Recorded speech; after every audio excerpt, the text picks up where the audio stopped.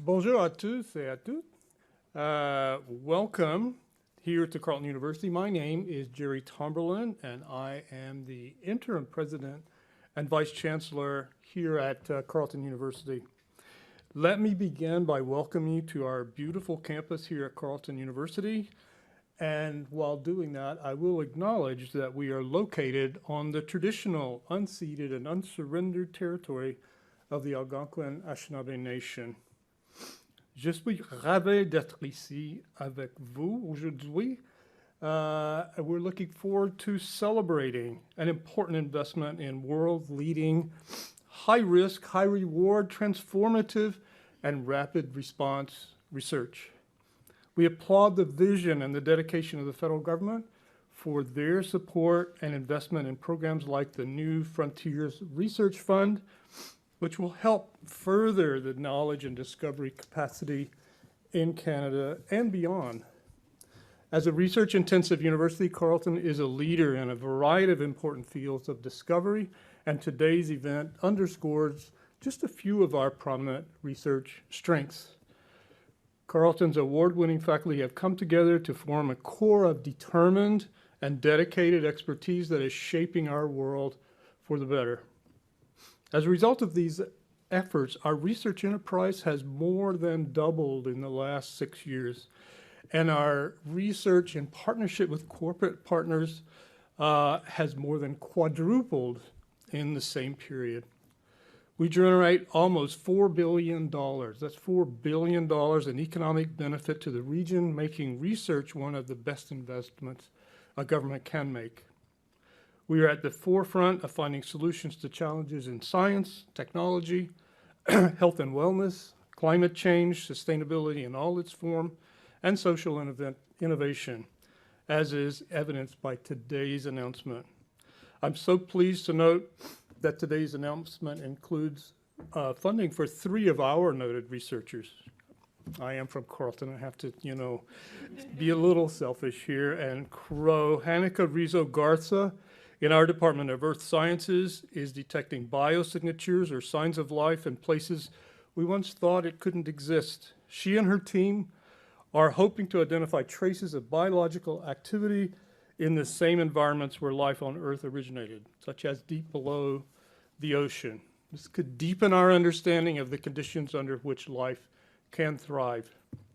Amy Rand in the Department of Chemistry and her team are working on using bacteria in the human gut to break down what are termed as forever chemicals, which are known carcinogens and can cause metabolic issues in humans. And environmental engineer Elisabeth Gilmore, who is also cross-appointed to the School of Public Policy and Administration, is working with an impressive roster of international partners to transform places for the precariously housed, especially in a time of climate change. Working with teams from Nepal, from South Africa, the United Kingdom, and communities in Nunavut, they hope to develop solution-based programs for cities experiencing climate-related migration.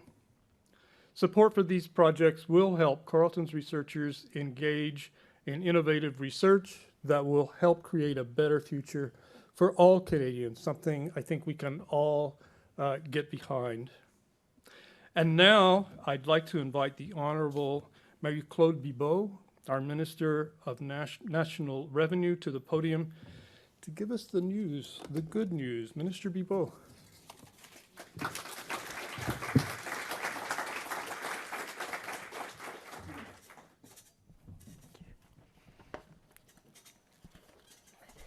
Merci, Professeur Tomberlin. Madame Laflamme, professeurs, chercheurs, scientifiques, distingués invités, ambassadeurs, représentants de nos différents pays partenaires, bonjour tout le monde. Thank you all for joining us today. I'd like to thank Carleton University for hosting us today. From an idea to the lab, from discovery application, Canada's innovation ecosystem delivers for all Canadians. It takes on some of the toughest challenges the world faces today, and it finds solutions. From climate change to health emergencies, to the social and structural issues facing our communities. That's why the Government of Canada is working hard to help maintain the standard of scientific excellence for which Canada is known. Indeed, since 2016, we have invested more than $16 billion in new resources to support science and research in this country. En effet, depuis 2016, nous avons investi plus de 16 milliards de dollars en nouvelles ressources pour soutenir la science et la recherche au Canada. But we know that the problems facing our world are not bound by geographical or disciplinary borders. Solving them is a complex exercise that crosses these boundaries so we can gain new ideas and perspectives. The New Frontiers in Research Fund, that I will call the NFRF, is a perfect example of this approach. The NFRF is the first federal fund of its kind to focus on Canadian land research that is groundbreaking, higher risk, and that bridges disciplines. It encourages international collaboration on innovative projects that could have significant impacts. By integrating research in these ways, Canadians are discovering groundbreaking solutions that benefit us all. That is why, on behalf of my colleague, my friend Minister François-Philippe Champagne, Minister of Innovation, I'm proud to announce $92 million in the New Frontiers in Research Fund, support for 165 exciting Canadian-led initiatives. Je suis donc heureuse d'annoncer aujourd'hui des investissements atteignant 92 millions de dollars pour appuyer 165 initiatives menées par des chercheurs canadiens grâce au Fonds Nouvelles Frontières en recherche. NFRF is awarding this funding through two channels. The first is the 2023 International Joint Channels. The first one is the 2023 International Joint Initiative for Research in Climate Change Adaptation and Mitigation. 32 international research projects will receive $59 million in NFRF funding to fight climate change. Specifically, researchers from 45 countries will examine ways to help vulnerable groups impacted by the climate crisis.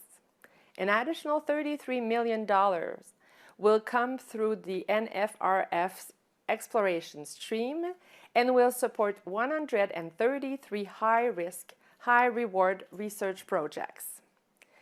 These interdisciplinary efforts will focus on a wide range of topics: exploring Earth's outer atmosphere from the Arctic, transforming AI software into mechanical systems, and new ways to detect breast cancer, just to name a few. Science and research are the cornerstones of Canada's economic well-being and progress. And through the New Frontiers in Research Fund, our government is supporting game-changing interdisciplinary research. In doing so, we are sparking new and inventive thinking, and we are cementing Canada as a leader in interdisciplinary science. That's great news for our research community, for all of Canada, and for the world. So please join me in congratulating all of today's recipients.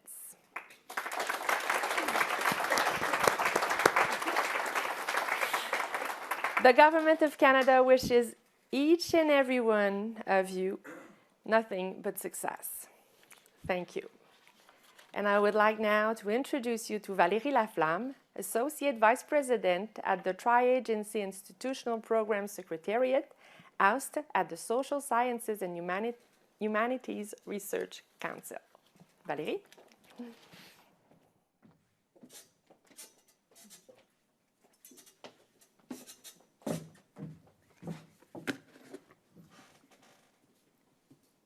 Thank you, Dr. Tomberlin, for your warm welcome. It's always a pleasure to be on campus, and it's even more so today because we're presenting inspiring research that's taking place at Carleton University and beyond. And that research illustrates innovation in action. So I'm here today on behalf of the Canada Research Coordination Committee, also known as the CRCC. The mandate of this committee is to advance the federal priorities of Canada's research funding agencies and the Canada Foundation for Innovation. I'm here to announce the results, not for one, but for 2 research funding opportunities. I will switch to French. Mais tout d'abord, je veux remercier la ministre Marie-Claude Bibeau, présente ici aujourd'hui, ainsi que le gouvernement du Canada pour son engagement à l'égard de la recherche. Vous comprenez le rôle crucial qui est joué par les établissements d'enseignement postsecondaire et des chercheurs dans la réalisation de recherches dont le Canada a besoin pour préserver l'environnement, assurer la vigueur économique de nos collectivités et veiller au bien-être de la société. Merci. I will switch back again to English. So few initiatives are more exciting or essential than the International Joint Initiative for Research on Climate Change, Adaptation and Mitigation, and also the 2023 Exploration Stream, which we're celebrating today. These 2 initiatives are delivered by the New Frontiers in Research Fund, which is under the strategic direction of the Canada Research Coordinating Committee. The New Frontiers in Research Fund supports world-leading interdisciplinary, international, high-risk, high-reward, transformative, and rapid response research. This groundbreaking fund provides a platform to experiment with innovation in project design and in delivery. For instance, through this fund, we have introduced innovative merit review processes to ensure that we are funding excellence in research. The fund also offers flexibility in the use of grant funds to support international researchers because, as you said, there's no barriers to the research. Also, it reviews processes it will include consideration of interdisciplinarity, equity, diversity and inclusion, and Indigenous engagement, as well as support for early career researchers. I'll switch back to French. Le Fonds Nouvelles Frontières en Recherche comporte 3 volets et dispose d'une souplesse nécessaire pour assurer et soutenir des appels spéciaux. Sous le volet exploration, les équipes sont incitées à explorer des nouvelles pistes, souvent risquées, qui ont le potentiel d'avoir un impact important. Les chercheurs sont encouragés à entreprendre des projets qui défient les paradigmes actuels. Ces projets rassemblent des disciplines de manière inattendue et sous des perspectives qui sont audacieuses et innovantes. Ainsi, depuis 2018, depuis que le fonds existe, on gère à travers le volet exploration, de nombreuses recherches aux effets importants et aux impacts importants ont été appuyées. Et aujourd'hui, ce sont les résultats du concours 2023 d'exploration qui sont annoncés. Comme on l'a dit, c'est 133 nouveaux projets pour 33 millions de dollars sur 2 ans. La seconde partie de l'annonce est pour l'initiative internationale conjointe de recherche sur l'adaptation au changement climatique et aussi l'atténuation de leurs effets. Nous le savons, le changement climatique est le risque et la menace la plus importante auquel notre population et notre planète fait face. I'll switch back to English. This all-encompassing global challenge requires a universal response, and that is why Canada led this international initiative. And we're grateful to collaborate and to have collaborated with valuable international partners from Brazil, Germany, Norway, South Africa, Switzerland, the United Kingdom, and also the United States. And we have today some representatives from these countries, and we would like to thank you for making your way up to here for this announcement. So this international initiative was inspired in part by the commitments that were made at COP26 climate conference in Glasgow, where Canada and other like-minded countries agreed on ambitious measures to address climate change, including on adaptation and mitigation. These commitments were a call for action for all of society, and the research community was no exception. Given the New Frontiers in Research Fund core aim of addressing global challenges, this initiative offered a great opportunity for Canada to demonstrate leadership on climate change. With our combined support, Canadian and international researchers will develop strategies to improve resilience to climate change while focusing on adaptation and mitigation strategies for vulnerable groups. Those vulnerable groups are the ones that are currently the most impacted by the effects of climate change. The 32 research projects will focus on topics ranging from transforming places for the precariously housed to reimagining food systems for climate change adaptation, mitigation, and social justice, and also will focus on Inuit-led adaptation to the breakdown of the Arctic Sea for ice for community resilience and travel security. This represents an investment from Canada of $59 million, in addition to the $30 million contribution of international partners. All these research projects being funded here today hold the promise of breakthrough findings that will inform our understanding of and ability to respond to climate change and that is taking place in the world right now, no matter where we live. I'm sure I speak on behalf of everyone while saying that we look forward to seeing the results of this tremendous research you'll be embarking on, and I share with you my best wishes for everyone that will be involved in this exciting adventure. Thank you. Merci.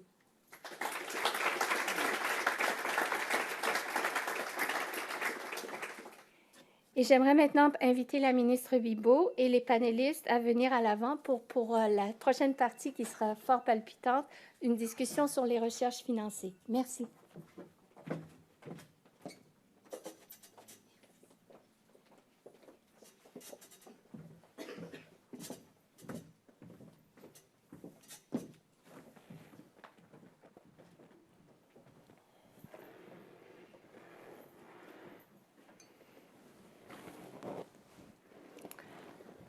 Alors, merci tout d'abord, Valérie. Thank you for setting up the stage for us, and I'm looking forward for this discussion with the two of you. Elisabeth Gilmore. Elisabeth is an associate professor in environmental engineering in the Department of Civil and Environmental Engineering at Carleton University. She is the nominated principal investigator for the Transforming Places for the Precariously Housed Equitable Adaptation Pathways for the Climate Mobilities Project under the International Joint Initiative for Research in Climate Change Adaptation and Mitigation. Chandra Madramootoo. Chandra is Distinguished James McGill Professor at McGill University. He is the nominated principal investigator for a collaboratively designed and managed flood resilience framework for affected communities in the Caribbean region project, also under the International Joint Initiative for Research in Climate Change Adaptation and Mitigation. So I would start with a question for both of you.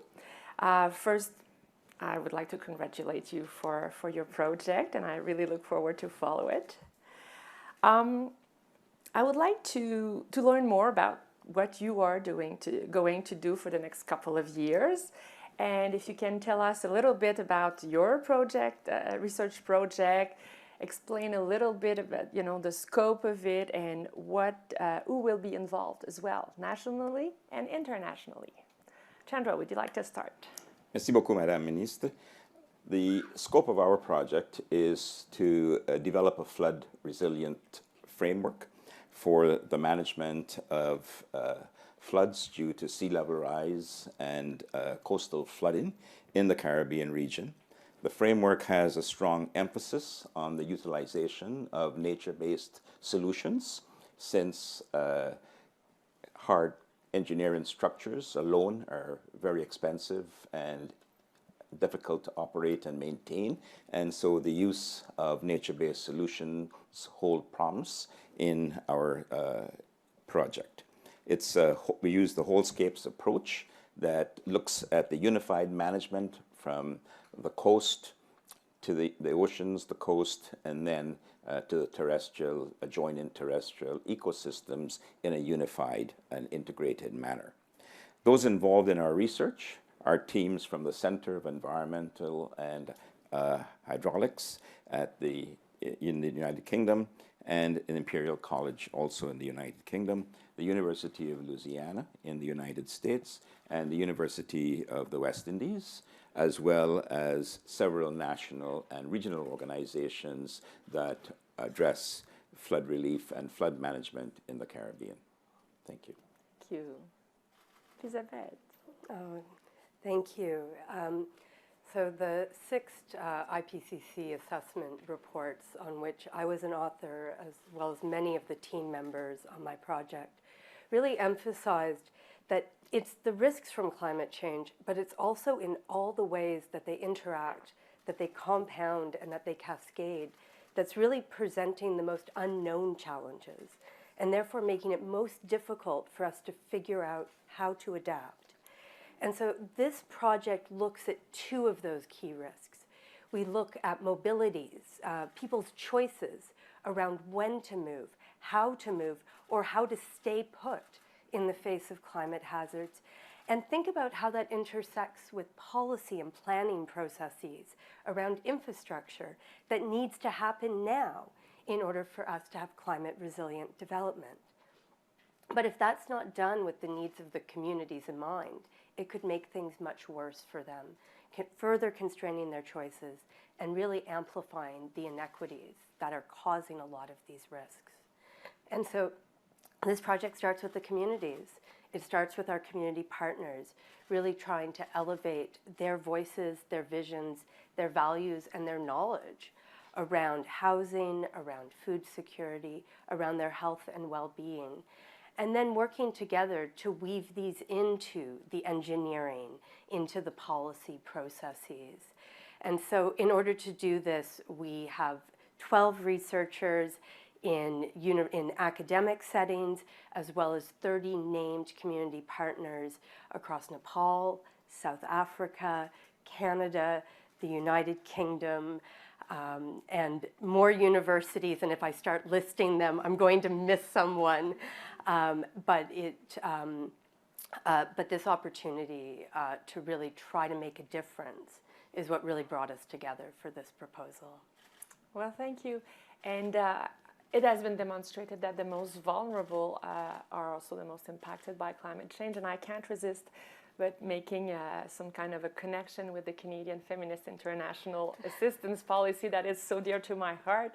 And you will work, and it was all about women and girls empowerment, but you will be working with local communities. So can you tell us a bit more about how you will include these communities? Yeah, and I was thinking even about this question, the way it was written, and really, as much as we're including them, they've agreed to include us and to engage with us.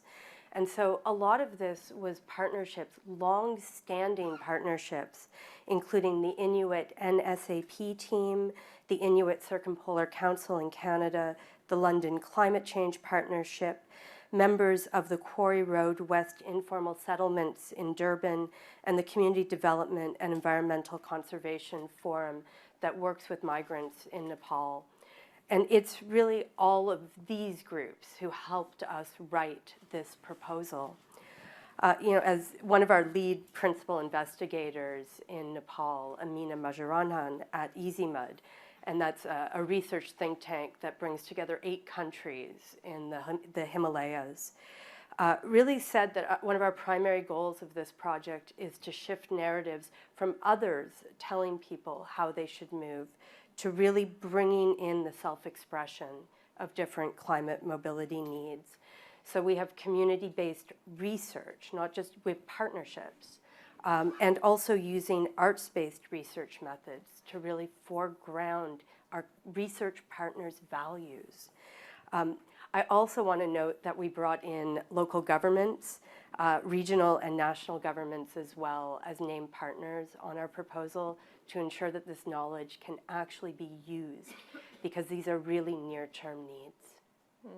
It's very interesting. Thank you. Chandra, actually, you had to to formulate your project in a way that you would include, at least 2 of what we call the representative key risks from the 6th Assessment Report of the United Nations Intergovernmental Panel on Climate Change. So which of these risks will you be addressing within your study? We'll address the key risks to low-lying coastal socio-ecological systems, risks to water security, and also risks to food security. These are particularly important in framing the proposal because, for example, the Guyana coastline, which is over 400 kilometers in length, is home to some 780,000 people who live 1 meter below sea level.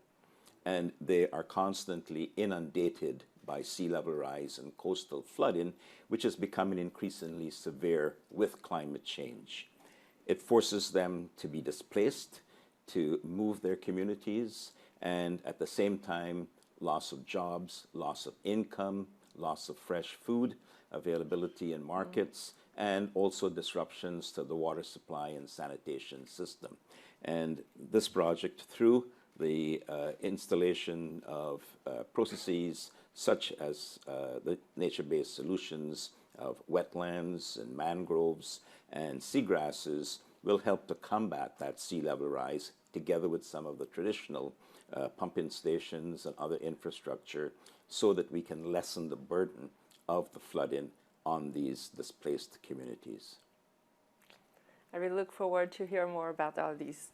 And maybe before we conclude, why do you think this call was important, and actually, what are you hoping to achieve with the research? Chandra, do you want to start? And Sure. For me, the call was important because it allows us to collaborate with international researchers in Canada, in the United Kingdom, and the United States, all with a strong multidisciplinary series of backgrounds in hydrology, flood and climate modeling, land use planning, economics, finance, and adaptive co-management. We're particularly excited that we can bring all these disciplines together in one package to be able to address challenges that are being faced by the communities, especially using new techniques of adaptive co-management, working with the communities to develop the solutions. And so it is really a bottom-up derivation of solutions than top-down solutions. This is great. Thank you. And Elisabeth? Oh, thank you. It is rare to have a research call that lets you really bring together people from across disciplines internationally and really asks you to write what you really want to do. And I really want to thank for that opportunity to say that we really want to do transformative research. And that means really having these community partners on board from the very beginning. And so while we have migration scholars, public health, engineering, public policy, we really are starting with the people who are most affected. And so I think, these types of opportunities are not just about producing research, it's about learning how to do the research that's really needed to produce the type of knowledge that we need.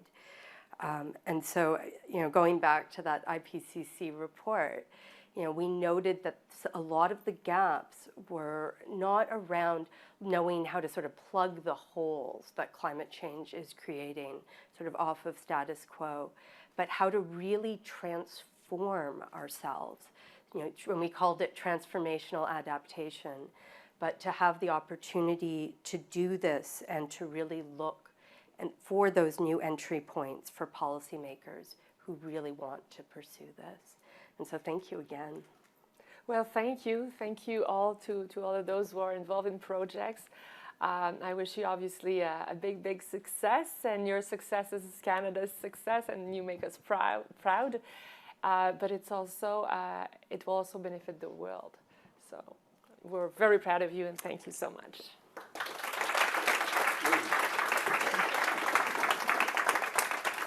I think we'll come for, we will I think we'll take this opportunity for a photo. Oh, and no, just, I'm sorry. We have official conclusion. So I'm sorry.